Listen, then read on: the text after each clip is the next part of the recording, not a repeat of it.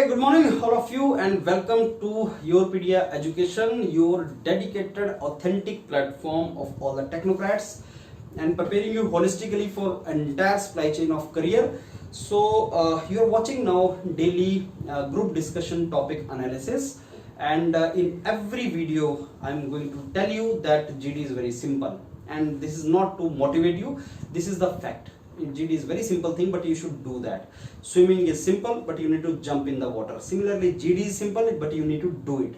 Sir, I know everything about GD, but I have never done any GD. You will not be expert. If you have not done GD, you will not be good in that. So you need to do GD to be expert in that particular domain. So in my opinion, you should go for that. Yes, certain rules and certain tricks are required, which I keep on discussing with you, and some knowledge part is also required. And I always say there are two kind of topics you will come across. One is static topic, which always you can think of getting, and then there's the current topics, which are current in news, like COVID is in news, online is in news, new education policies in news. So those kind of current topics can be there. Now, related to these static topics, knowledge part required is if you do 50 to 100 topics, knowledge part will be summarized. So you take copy and you keep on writing these topics so that that part is taken care of.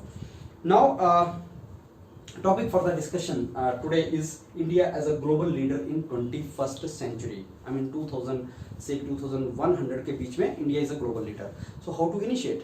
Okay friends, good morning. My name is Vijendra, and first I welcome you all in the discussion. Friends, I take the opportunity to initiate the discussion. In my opinion, the topic for the discussion is India as a global leader in 21st century. Friends, in my opinion, it is a factual statement. This is a true statement. Also, because I'm being Indian, I'm little inclined and biased for this particular thing. So I hope you bear with me, because I'm little excited and I'm little motivated to see India as a global leader. In my opinion, friends, India is already emerging as a global leader, and the world has already accepted India as a global leader. Now, there are different aspects. I'll be discussing this topic in two aspects. One, what are the opportunities for this? India want to become global leader.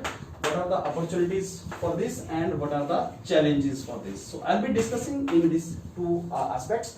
What are the opportunities and what are the challenges? So now I open the house for the discussion. There will be opportunities. India will become leader, and then there will be challenges also, which I will discuss once our discussion goes forward. So I open the house for the discussion. You can all contribute your points into this. इतना सा आपने introduction करने के बाद then you start giving your points. और आपने, as I tell you every time, in every topic you have to give direction to group discussion. You have to give the direction. You have to give the aspects. Because the moment you give direction, everybody is going to fall in that direction, and you will be already leader of the discussion.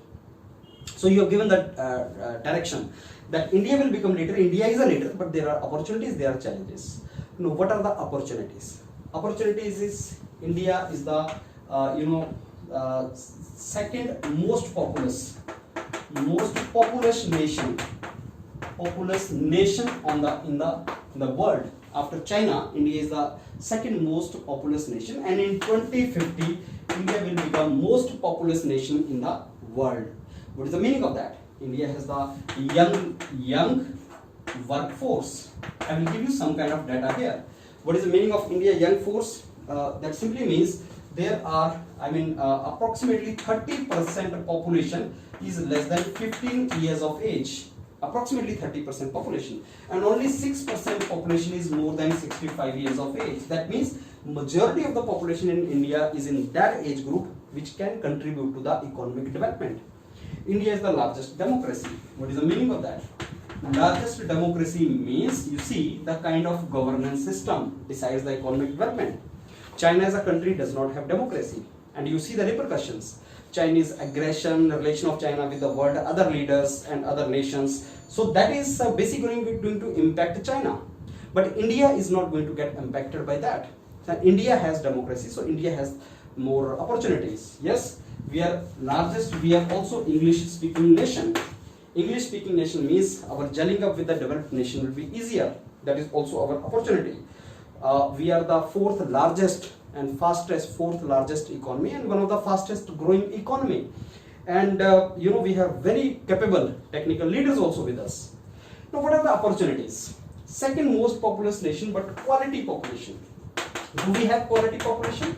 What is the meaning of that? We are low in human development index.